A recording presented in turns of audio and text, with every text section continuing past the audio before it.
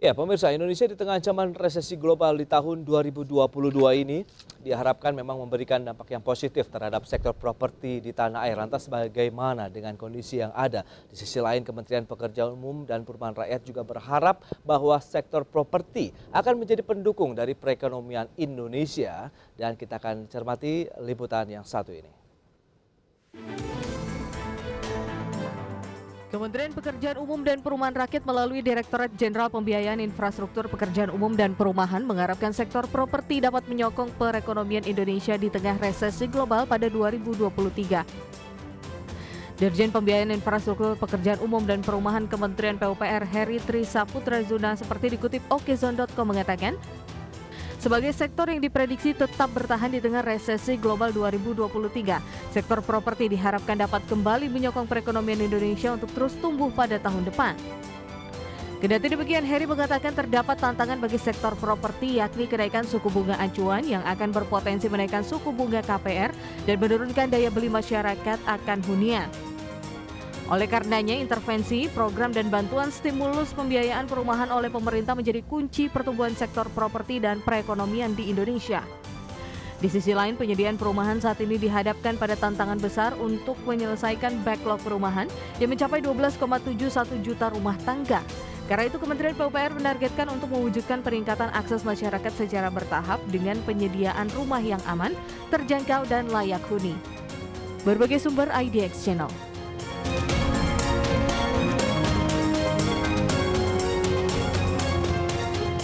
Baik pemirsa, untuk membahas tema kita hari ini, peluang dan tantangan sektor properti di tahun 2023, kita sudah tersambung melalui Zoom bersama dengan Bapak Murad. Beliau adalah Wakil Ketua DPP Real Estate Indonesia. Selamat pagi, Pak Murad. Pagi, Pak Prasetyo, apa kabar? Alhamdulillah sehat. Salam sehat juga Pak Murad. Alhamdulillah. Baik, terima kasih. Ini kembali kita bahas terkait dengan sektor properti begitu ya. Memang diharapkan menjadi penopang, tadi sudah disampaikan, untuk laju pertumbuhan ekonomi Indonesia. Bagaimana Pak update-nya bisa disampaikan untuk saat ini? Apalagi beberapa kali Bank Indonesia secara agresif juga sudah menaikkan suku bunga acuannya.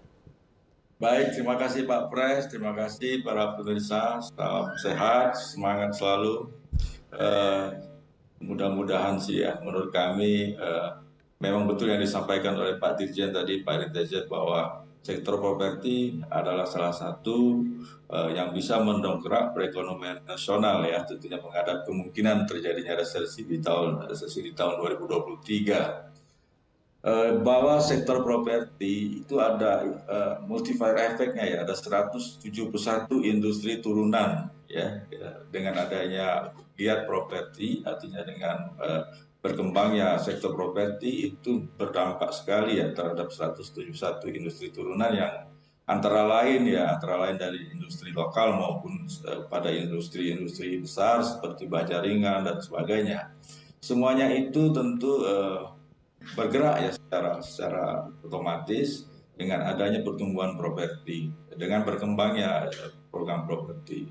Nah ini tentu mudah-mudahan akan membuat perekonomian di tahun 2023 itu bisa ikut menyumbangkan, artinya mendongkrak sektor pemulihan ekonomi khususnya di tahun 2023. Ya, perkembangannya cukup baik ya kalau kita lihat di tahun 2022 dengan adanya mulai pemulihan dari kondisi tadinya COVID ya, kondisi pandemi. Nah, di akhir-akhir tahun 2022 nampak sudah kelihatan geliat masyarakat, daya belinya nampak, kenaikan presentasi cukup lumayan, dan harapan kita ini bisa berlanjut ya di tahun 2023. Yang seperti kami terima juga di hadiah akhir tahun ya Pak Pras, bahwa adanya PP yang terbit di tanggal 12 kemarin terkait mengenai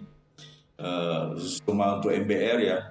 Okay. Itu adanya kemudahan bebas PPN, insya Allah ya nanti ya, turunan dari peraturan pemerintah yang mudah-mudahan nanti segera ditindaklanjuti dengan terbitnya peraturan Menteri Keuangan yang membebaskan PPN khusus rumah murah. Nah ini juga sesuai dengan yang kami tahu dari Pak Dirjen PUPR bahwa tahun depan itu ada pertambahan kuota ya, dari kemarin 200.000 unit di 2022 ini, tahun depan 2023 itu ditambah 20.000 unit. Artinya ini pemerintah sangat konsen juga ya untuk meningkatkan memberikan bantuan kepada masyarakat khususnya MBR untuk bisa mendapatkan rumah.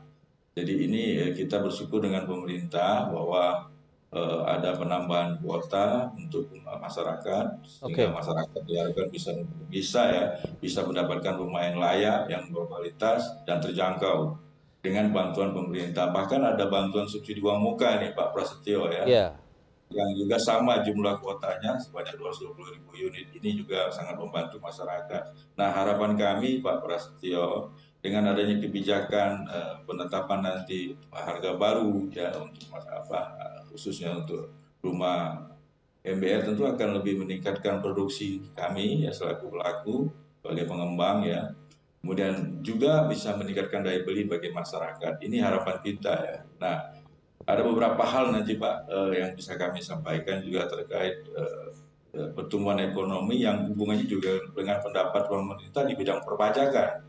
Bahwa dengan adanya pertumbuhan yang ke depan kita harapkan didukung oleh pemerintah dan dengan meningkatnya daya beli masyarakat, harapan kita juga bisa memberikan masukan kepada pemerintah baik daerah maupun pusat terhadap adanya pajak ya, baik BPN maupun BPHTB yang masuk ke daerah. Ini harapan kita juga sama-sama lah ya, artinya sama-sama meningkat baik untuk masyarakat, untuk pemerintah juga. Seperti Pak itu, Murad, kalau kita cermati dengan kondisi yang ada, paparannya memang cenderungannya memang tren positif lah ya, bisa dikatakan terkait dengan sektor properti Indonesia hingga saat ini begitu. Tapi bagaimana, apakah capaian-capaian yang tadi Anda sudah sampaikan ini sudah memenuhi target-target yang ditetapkan oleh DPP Real Estate sendiri begitu di tahun 2022? Di tahun 2000 evaluasi terakhir ya, memang capaiannya tidak seperti yang 100% kita harapkan, tapi sudah jauh berkembang ya, jauh berkembang dibanding dengan tahun lalu ya. Artinya sudah cukup baik ya pencapaiannya, maupun di tahun akan datang pun insya Allah ya target kita teman-teman pelaku ya, baik dari pengembang komersil ya yang mengembangkan apartemen dan sebagainya maupun kawasan, juga teman-teman yang membangun rumah-rumah yang dibangun oleh programnya pemerintah, rumah yang dibangun untuk program rumah MBR ya yang sesuai program pemerintah. Ini terbukti ya, contohnya seperti misalnya target dari pemerintah sebanyak 200.000 unit, alhamdulillah ini sudah per pertengahan Desember tadi sudah habis. Artinya ini pun masih banyak masyarakat membutuhkan gitu. Artinya kita harapkan juga dalam hal ini pemerintah juga bersegera untuk bisa segera melakukan semacam kerjasama dengan PKS namanya yang difasilitasi oleh Tapera dengan bank pelaksana di awal tahun sudah bisa terrealisasi juga, karena sudah banyak juga yang ready stock yang dibangun oleh teman-teman pengembang, dan masyarakat berharap ini segera juga bisa realisasi seperti itu. Baik, tapi berarti dengan pencapaian ini memang masih ada yang perlu dikejar begitu, meskipun dari sisi realisasi pembangunan rumah untuk MBR masyarakat berpenghasilan rendah ini sudah melampaui target. Nah, kalau kita lihat dengan kondisi yang ada saat ini, berarti lebih kepada tantangannya apa ini yang tengah dihadapi oleh teman-teman pelaku industri properti begitu? Apakah memang kenaikan suku bunga acuan, kemudian harga bahan baku yang dipicu juga kenaikan BBM ini juga masih menghantui hingga saat ini? Ya, jadi pertama tentu ya di awal tahun kita ada hambatan yang kita temui adalah mengenai proses perizinan ya. Dengan adanya Undang-Undang Cipta Kerja itu ada turunannya Pak Prasetyo ya, yang mengakibatkan ada hambatan kita dalam proses perizinan terkait khususnya PBG ya.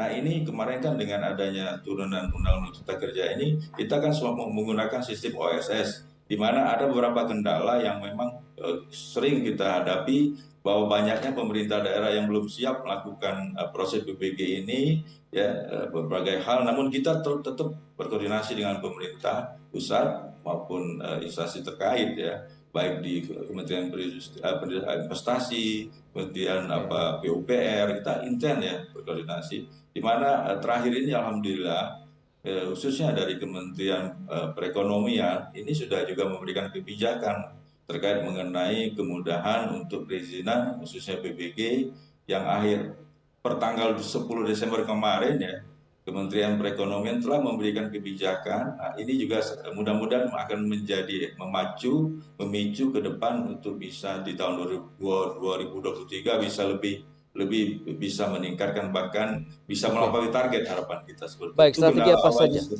Kendala Ya, awalnya seperti itu. baik, strategi apa saja yang akan disiapkan begitu ya, di tengah juga kenaikan suku bunga acuan dari Bank Indonesia, apakah juga sudah ditransmisikan kepada perbankan? Kita akan ulas nanti di segmen berikutnya. Dan berikut ini kami sampaikan infografik terkait dengan pertumbuhan penjualan properti residensial. Kita akan cermati datanya. Ya, ini dia, kita cermati dari kuartal 3 2021 masih negatif pertumbuhannya 15,19%, kemudian kuartal 4 tahun 2021 juga masih negatif 11,6%, dan pada kuartal 1 tahun ini pun juga pertumbuhannya masih minus 10,11%.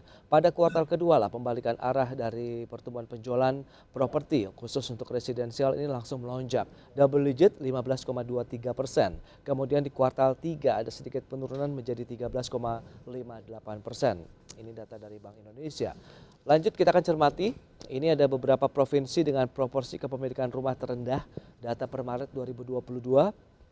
Yang tertingginya untuk kepemilikan rumah terendah adalah Kalimantan Utara 68,24%, kemudian menyusul Sumatera Barat 67,73%, Sumatera Utara 66,94%, kemudian Riau, Kepulauan Riau 62, kemudian 0,8%, 62,8%, kemudian DKI Jakarta 50,67%. Dan selanjutnya kita lihat dari 5 provinsi dengan proporsi kepemilikan rumah tertinggi. Baik, kita catat ini ada di wilayah Sulawesi Barat malah, ini 90,86%. Menyusul ada Lampung 90,53%, kemudian Jawa Tengah 90,25%, Jawa Timur 88,14% dan Kalimantan Barat 87,83%.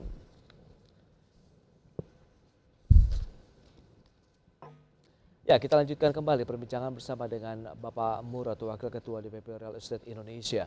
Pak Murad, berdasarkan data yang tadi sudah kita sampaikan, kita coba ulas dari sisi pertumbuhan penjualan properti residensial begitu. Memang ini menjadi salah satu penopang, Pak, paling tidak untuk sektor properti sendiri, Pak Murad?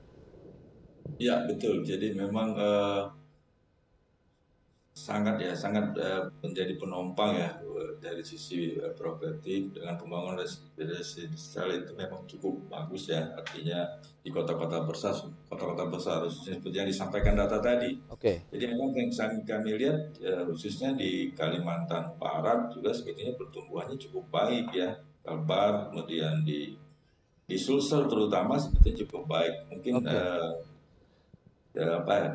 hanya saja di Jabodetabek yang memang permasalahannya adalah disebabkan oleh mungkin harga lahan ya, harga lahan sudah cukup tinggi.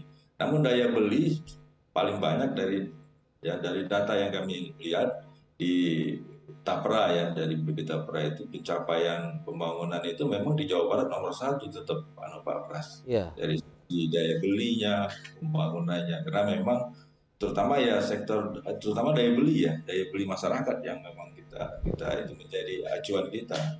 Di Kalbar juga termasuk Sumatera Utara sebetulnya ya daya beli cukup baik Pak kalau kami lihat ini Pak Prasetyo dari data yang ada. Hanya memang ada beberapa daerah yang memang daya belinya sangat menurun ya, karena mungkin tadi ada beberapa hal yang kembali lagi kepada yang memicu adalah pertumbuhan ekonominya. Seperti itu Pak Pras sepertinya. Baik, lantas kalau kita cermati dengan kondisi yang ada, strategi yang sudah disiapkan oleh teman-teman pelaku ataupun pengembang properti sendiri bagaimana menyikapi kondisi yang ada dengan memanfaatkan perbaikan ekonomi, meredanya kasus COVID-19 sendiri. Berarti kan banyak nih sebenarnya kebutuhan ataupun demand-nya sendiri yang membutuhkan terkait dengan perumahan khususnya residensial ini, Pak Murad. Ya, jadi kita bisa lihat ya di akhir tahun ini seperti masa liburan ini bisa kami menjadi indikasi kita juga ya bahwa masyarakat sebetulnya punya daya beli ya dengan kita lihat bahwa mereka masyarakat sekarang ini cukup lumayan ya dari tingkat perekonomiannya, di mana nampak sekali di masa liburan ini ya masyarakat banyak juga berlibur, dan artinya kita lihat di bandara-bandara penuh sekali ya Pak Pras ya. Jadi memang sebetulnya dari sisi ekonomi masyarakat punya kemampuan. Nah, hanya saja mungkin kita perlu juga sebagai media juga kepada masyarakat memberikan edukasi ya sebetulnya bahwa kebutuhan eh, rumah ya itu sebetulnya itu adalah suatu investasi yang paling baik dibandingkan dengan yang lain ya. Kita bicaranya karena ada beberapa hal yang akan meningkatkan sisi perekonomian juga. Nah, saya melihatnya mudah-mudahan ya ke depan kita bisa akan lebih meningkat ya, lebih meningkat daya beli masyarakatnya. Walaupun dari sisi suku bunga ya, kita bicara sisi bunga tentu memang ada pengaruh terhadap daya beli ya, karena ada peningkatan sisi bunga. Nah, hanya pendekatan kami kepada perbankan tentu akan kita carikan diskusi ya, solusi-solusi seperti apa. Kan rata-rata bank pasti punya strategi juga nih Pak Pras Yes. untuk kita meningkatkan artinya kemampuan masyarakat dengan pola-pola ada beberapa pola strategi yang dilakukan perbankan khususnya tentu ada persaingan juga di antara perbankan nih Pak Pras ya yang akan memberikan solusi juga terhadap dengan adanya kemungkinan Ya. Tapi sejauh naiknya ini suku bunga acuan. Pak Murad, kalau kita bicara mengenai perbankan begitu, apakah Ya. sudah ada kenaikan suku bunga pinjaman begitu dalam bentuk KPR yang diberikan kepada konsumen properti kita? Sejauh ini sampai saat ini belum berdampak lah ya. Oke. Belum berdampak. Kalaupun ada hanya sangat di komersil ya. Di komersil itu ada kenaikan berapa poin saja. Hmm. Tidak terlampau berdampak lah kepada daya beli masyarakat juga Oke. kepada bisnis properti yang teman-teman bangun lakukan saat ini ya belum berdampak betul, hanya mungkin perlu tadi ada satu strategi ke depan ya dari kita akan coba berdiskusi maupun kita harapkan nanti perbankan punya trik-trik tertentu untuk tetap supaya masyarakat tetap punya kemampuan ya daya beli terhadap sisi kemampuan dari masyarakat. Tentu harapan kita seperti itu. Ya. Khususnya ya itu masyarakat artinya menengah ke atas ya.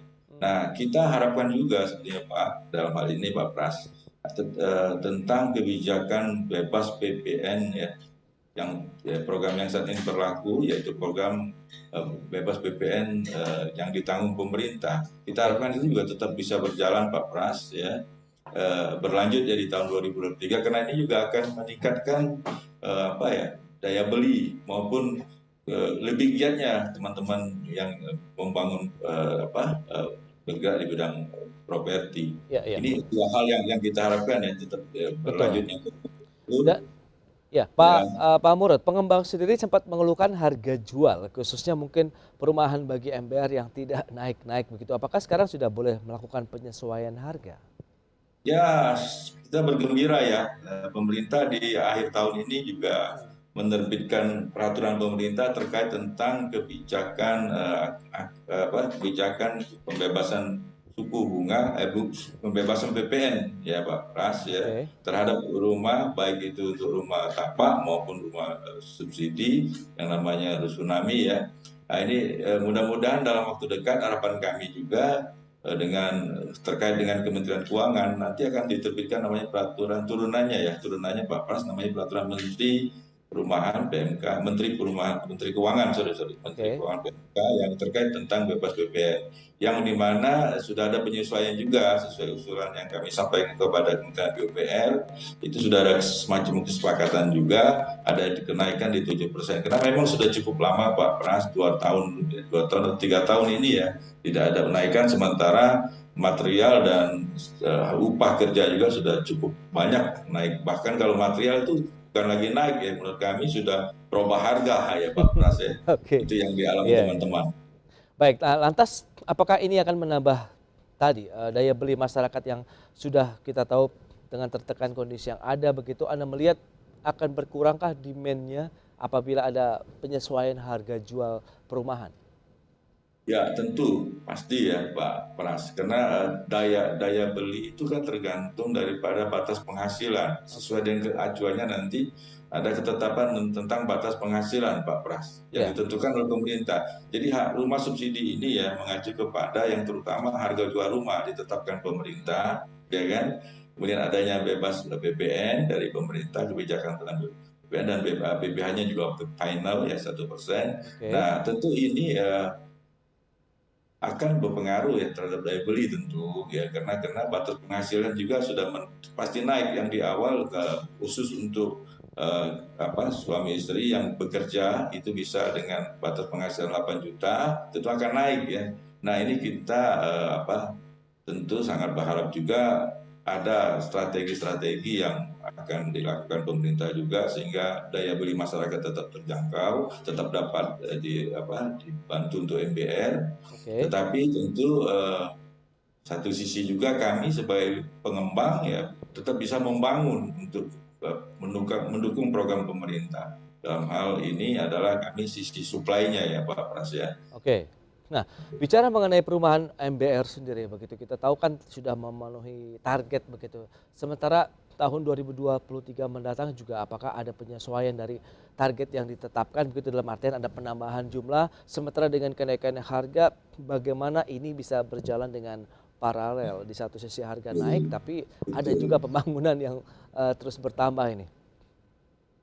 Ya, jadi tadi ya harapan kita bahwa kalau mungkin ya Pak Pras ya, Iya. pemerintah bisa juga memberikan suatu kebijakan di mana khususnya di harga rumah ya, harga rumah 300 juta seperti itu ya, itu bisa dibebaskan PPN ya. Kenapa? Ini juga akan sangat mendongkrak pertumbuhan daripada pertumbuhan daripada pembangunan teman-teman di bidang properti ya. Kenapa? Karena ini juga sangat membantu, karena di harga 300-an ke bawah ini sebetulnya khusus untuk kota besar ya Pak Pras ya, di mana penghasilan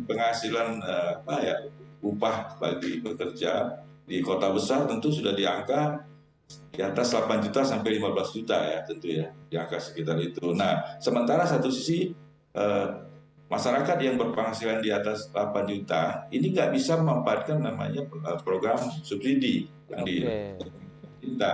Sementara mereka juga butuh rumah Pak Pras. Nah ini juga kenapa yang kami juga berharap ya, kami juga mengusulkan kepada pemerintah adanya peningkatan bebas PPN sampai dengan di harga 300 juta. Ini bisa meningkatkan daya beli pertama, kedua bisa meningkatkan juga pembangunan di sektor properti yang di harga 300 juta. Pak Murad, saya ingin tanya lebih jauh begitu terkait dengan upaya yang sudah dilakukan oleh teman-teman DPP REL begitu ya kepada pemerintah. Apakah juga nanti sudah ada gayung bersambut begitu terkait dengan niatan apabila rumah di atas ataupun di bawah 300 juta tadi termasuk yang bisa mendapatkan insentif. Pak Murad, ini menarik kalau kita cermati, memang keinginan masyarakat begitu untuk bisa mendapatkan rumah tinggal itu masih sangat besar. Backlog saja masih 12,5 jutaan unit begitu. Sementara milenials yang menjadi andalan pun juga memiliki keterbatasan dari pendapatan mereka. Bagaimana ini bisa disinkronisasikan ini Pak Murad? Ya, seperti yang kami sampaikan di awal bahwa dengan adanya kebijakan ya yang dilakukan pemerintah, kita harapkan ya sesuai usulan kami dari kepada pemerintah, bahwa harga di 300 juta itu sebetulnya sesuai dengan survei yang kami lakukan. Itu daya belinya cukup banyak sekali, terutama kaum milenial yang berpenghasilan di kota besar di atas 8 juta sampai dengan 20 juta lah. Nah, sampai 20 juta. Nah, ini kalau mereka mau beli rumah, ya beli rumah di harga yang programnya pemerintah, rumah subsidi, itu kan pemerintah punya aturan, yaitu tentang maksimal batas penghasilan khusus single ya. Single itu maksimal 6 juta Pak Pras. Sementara kalau mereka mau beli rumah yang di atas 300 juta, seperti contohnya 500 jutaan yang seperti dibangun teman-teman di daerah Jabodetabek, juga mereka secara perbankannya ya karena harus ada kebutuhan yang lain, mereka tidak mampu, tidak bisa sesuai analis bank itu tidak akan terjangkau. Nah akhirnya mereka mau kemana nih? Tidak bisa punya rumah kan? Sementara mereka punya daya beli, punya kemampuan dan punya keinginan. Dan ini persentasenya cukup banyak nih Pak Pras. Nah ini kenapa kami perjuangkan ini, harapan kami ke pemerintah supaya ini juga ya menjadi satu kebijakan di tahun akan datang ya. Sehingga ini juga akan sangat meningkatkan dan memacu perekonomian. Semua secara stimulan, multiplier efeknya sangat banyak Pak Pras. Ya kan? Itu dia. Dan industri usaha-usaha yang lain juga banyak juga terhadap pemerintah. Adanya peningkatan sektor pajak dari BPHTB di daerah ya kan. Sektor pajaknya baik PPH-nya maupun ke pusatnya PPN-nya. Oke, Artinya ini juga sangat. Nah, kalau untuk yang komersil di atas 300 juta seperti itu Pak Pras, saya kira enggak masalah ya. Memang ada daya belinya masing-masing ya. Tentu betul, ada betul. segmen. Nah, ini Nah, saya kira tidak bagaimana mengurangi lah pendapat pemerintah. itu dia, kita memanfaatkan bonus demografi millennials ini yang jangan sampai mereka justru kehilangan marketnya begitu karena keinginan tapi ada batasan-batasan pada saat dia harus beli di bawah juga tidak bisa, pada saat di atas Ya, keterbatasan dengan dana.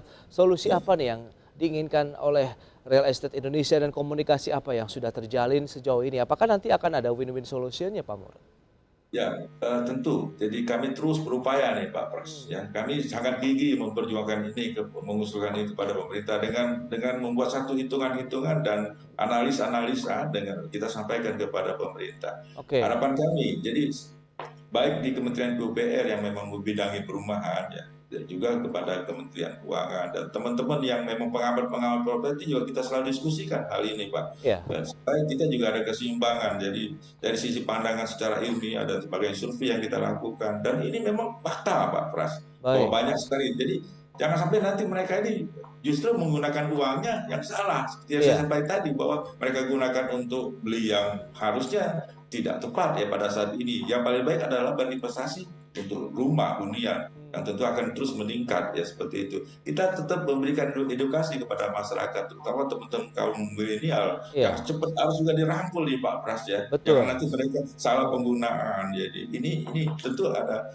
PR kita juga ya, ya iya, kita juga memberikan baik pemerintah maupun kita sebagai pelaku. Karena ini oke. dua-duanya akan memberikan sama-sama memberikan suatu dampak keuntungan sisi ekonominya tentu seperti itu Pak Pras. Setuju, nanti kita tunggu saja semoga di tahun ini begitu Ya, ada jawaban sehingga pada saat kita menatap tahun 2023 akan lebih ringan langkah lebih kita nih optimis ya, bagi lebih sektor optimis properti lagi. kita begitu. Baik Pak Murad, terima kasih banyak ini atas waktu dan sharing yang Anda berikan untuk Baik, pemirsa terima ID kasih. Channel. Selamat melanjutkan aktivitas Anda kembali. Salam sehat Pak Murad. Makasih Pak Pras. Salam sehat.